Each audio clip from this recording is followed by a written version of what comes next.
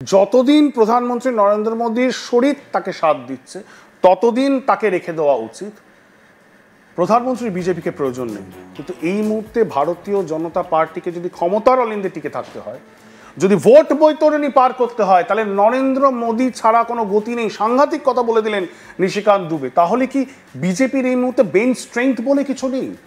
এই প্রশ্নটা আমাদের থাকবে, কারণ এই মুহূর্তে প্রধানমন্ত্রীর ক্যাবিনেটের যা অবস্থা, সেখানে ব্যুরোক্র্যাট এস জয়শঙ্কর তিনি একজন মন্ত্রী হয়ে বসে আছেন, অশ্বিনী বৈষ্ণব ফর্মার ব্যুরোক্র্যাট তিনি মন্ত্রী হয়ে বসে আছেন, অজিত দোভাল তার 80 কোঠায় বয়স তিনি এখনো প্রধানমন্ত্রীর কার্যালয়ে ন্যাশনাল সিকিউরিটি অ্যাডভাইজার হয়ে বসে রয়েছেন। তাহলে কি সেই ট্রাস্টেড ট্যালেন্ট ডেফিসিটে ভুগছে এই মুহূর্তে মোদী সরকার? এবং সেই জায়গায় দাঁড়িয়ে আরএসএস স্পষ্ট বলে দিচ্ছে যে প্রধানমন্ত্রী রিটায়ার করা উচিত। সুজয়, কি খবর রয়েছে এই মুহূর্তে আরএসএস এর অলিন্দে? আরএসএস এর পক্ষ থেকে তুমি কি জানতে পারছো? একেবারে স্পষ্ট আমাদের কাছে যে খবর আছে, এই যে সর্বভারতীয় সভাপতি নিয়ে যে জেপি নাড্ডার উত্তরসূরি কে হবে সেটা নিয়ে দেখলাম যে চরম টানাপোড়েন। এবং আমরা যেটা জানতে পাচ্ছি যে আরএসএস এর তরফ থেকে একেবারে স্পষ্ট বলা হচ্ছে যে জেপি নাড্ডার পরবর্তী সঞ্জয় যোশী তিনি একদম আরএসএস এর প্রতিনিধি, তাকে কিন্তু সংঘ সর্বভারতীয় সভাপতি করতে চাইছে। অন্যদিকে আমরা যেটা দেখলাম যে মোদী অমিত শাহ তারা কোনোভাবেই এই সঞ্জয় যোশীকে মেনে নিতে পারছে না, তারা চাইছে না।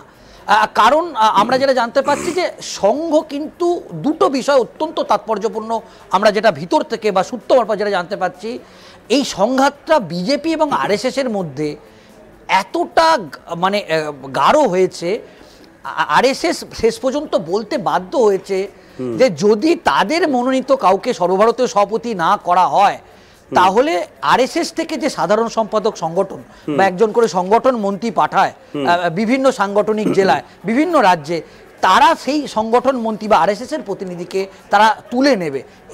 এই জায়গায় এই সংঘাতটা এসে পৌঁছায়। এবং আমরা যেটা জানি যে নীতিন গাডকারি তিনিও আরএসএস ঘনিষ্ঠ।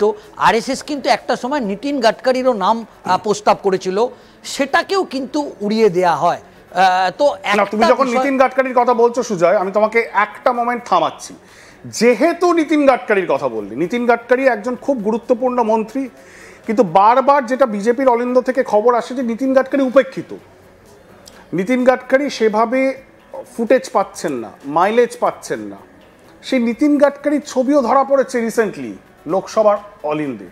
একেবারে সামনের সারিতে একদিকে অমিত শাহ রয়েছেন, অন্যান্য মন্ত্রীরা রয়েছেন, প্রধানমন্ত্রী আসলেন এই অপারেশন সিঁদুর নিয়েই।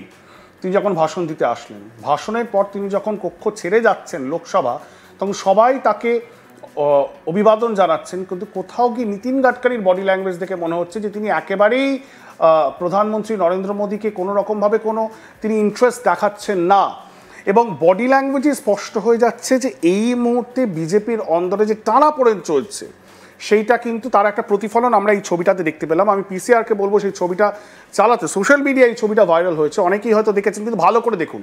রাজনাথ সিং এর বডি ল্যাঙ্গুয়েজ দেখুন, অমিত শাহর বডি ল্যাঙ্গুয়েজ দেখুন। প্রধানমন্ত্রী অপারেশন সিঁদুর নিয়ে বক্তব্য রাখার পর তিনি কক্ষ ছেড়ে চলে যাচ্ছেন, এবং একদিকে পীয়ূষ গোয়েল, কিরেন রিজিজু, রাজনাথ সিং, অমিত শাহ, পেছনে জয়শঙ্কর, সবাই প্রধানমন্ত্রীর দিকেই ফোকাসড। তারা প্রধানমন্ত্রীকে কিন্তু করজোরে নমস্কার করছেন, কিন্তু অন্যদিকে ভালো করে নীতিন গাডকারিকে একেবারে স্ক্রিনের বাঁ দিকের কর্নারে দেখুন, তিনি কিন্তু পেছনে হাত দিয়ে রয়েছেন। তিনি একেবারেই সেভাবে তিনি তাকিয়ে রয়েছেন, তিনি দেখছেন কি হচ্ছে সামনে, কিন্তু তিনি কোনো রকমভাবেই কিন্তু প্রধানমন্ত্রীকে সেই সম্মান বা সেই রেসপেক্ট জানাবার কোনো প্রচেষ্টাও তিনি করছেন না। সর্বানন্দ সোনোয়ালকে দেখুন, পেছন থেকে নীতিন গাডকারির পেছনে তিনি কিন্তু অ্যাটেনশন সিক করার চেষ্টা করছেন, প্রধানমন্ত্রীর দৃষ্টি আকর্ষণ করার চেষ্টা করছেন পেছন থেকে সর্বানন্দ সোনোয়াল। আপনি দেখুন কিরেন রিজিজু এগিয়ে আসলেন, পীযূষ গোয়েল এগিয়ে আসলেন, তারা প্রধানমন্ত্রীর দৃষ্টি আকর্ষণ করার চেষ্টা। অবশ্যই প্রধানমন্ত্রী তিনি সর্বশক্তিমান। এই মুহূর্তে যেভাবে বিজেপি চলছে, বলা যেতে পারে যেভাবে সরকার এবং দল এই দুটোরই ক্ষমতার একেবারে মাথার উপরে বসে রয়েছেন প্রধানমন্ত্রী এবং অমিত শাহ জুটি।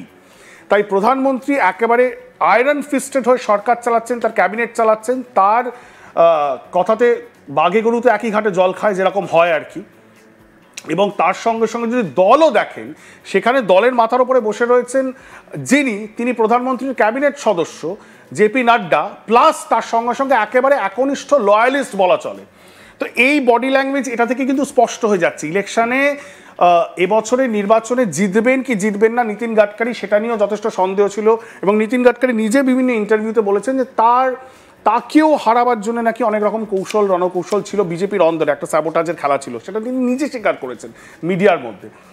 এখন এই নীতিন গাডকারির নাম, এবং নীতিন গাডকারি কোথাকার মানুষ, তিনি মহারাষ্ট্রের মানুষ, নাগপুরের খুব ঘনিষ্ঠ, আরএসএস এর খুব ঘনিষ্ঠ একজন নেতা নীতিন গাডকারি, আরএসএস এর আশীর্বাদ ধন্য নেতা নীতিন গাডকারি। সেই নীতিন গাডকারির নামও তো সুজয় এসেছিল বিজেপির রাষ্ট্রীয় সভাপতির পদের জন্য বিবেচিত হয়েছে সুজয়।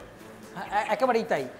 এবং শেষ পর্যন্ত যখন এই আরএসএসের সঙ্গে বিজেপির কেন্দ্রীয় নেতৃত্ব, বিশেষ করে মোদি অমিত শাহের এই সর্বভারতীয় সভাপতির একটা দীর্ঘ টানাপোড়েন চলছে, কিন্তু যার জন্য এখনো পর্যন্ত তারা কিন্তু সর্বভারতীয় সভাপতি ঘোষণা করতে পারেনি। এবং আমাদের কাছে যেটা খবর আছে শেষ মুহূর্তে, মনোহরলাল খাট্টা এবং শিবরাজ সিং চৌহান এরাও কিন্তু আরএসএস এর অত্যন্ত ঘনিষ্ঠ, এবং তাদের নামও রয়েছে পাতায়। একেবারে তাই। কিন্তু শিবরাজ সিং চৌহানের কথা তুমি যদি বলো, তাহলে কিন্তু এই একই প্রশ্ন, যে সমস্যা গাডকারিকে নিয়ে, সেই একই সমস্যা শিবরাজ সিং চৌহানকে নিয়ে। কারণ মনে করে দেখো, বিগত দিনে যখন মধ্যপ্রদেশের নির্বাচন হলো, সেই নির্বাচনটা শিবরাজ সিং চৌহান ভোট বৈতরণী পার করালেন, কিন্তু তিনি মুখ্যমন্ত্রী হতে পারলেন না। যদিও তাকে কেন্দ্রীয় সরকারে নিয়ে আসা হয়েছে, কিন্তু সেখানেও কিন্তু একটা পাওয়ার টাসল রয়েছে, ঠিক যেমন ভাবে রাজস্থানে রয়েছে বসুন্ধরা রাজে সিন্ধিয়ার। একেবারেই তাই। এবং যেটা জানা যাচ্ছে যে সঞ্জয় যোশী একেবারে কট্টর আরএসএস নেতা। তো যখন আরএসএস এর তরফ থেকে একেবারে স্পষ্ট করে বলে দেয়া হয় যে তারা সঞ্জয় যোশীকেই সর্বভারতীয় সভাপতি করতে চাইছেন, শেষে কিন্তু যখন মোদি অমিত শাহ বেঁকে বসে, তখন আরও 3টে চয়েস আরএসএস এর তরফ থেকে পাঠানো হয়।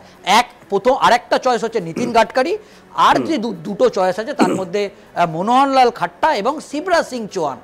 এখন দেখার বিষয় যে শেষ পর্যন্ত সর্বভারতীয় সভাপতি পদে জেপি নাড্ডা আটকে কোথায় আছে সুজয়?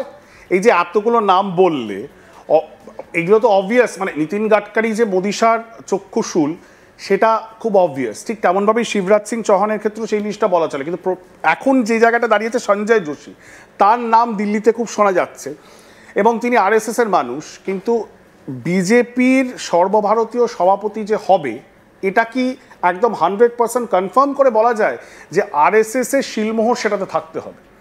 মোদি অমিত শাহ সেটাকে ভিটো করতে পারেন, কিন্তু এই টাসলটা চলবে। কিন্তু শেষ হাসি কি আরএসএস হাসবে? আমি সেটাই জানার চেষ্টা করছি। একেবারেই তাই, শেষ হাসি কিন্তু আরএসএসই হাসবেন, এটা বলাই যায়। কারণ হচ্ছে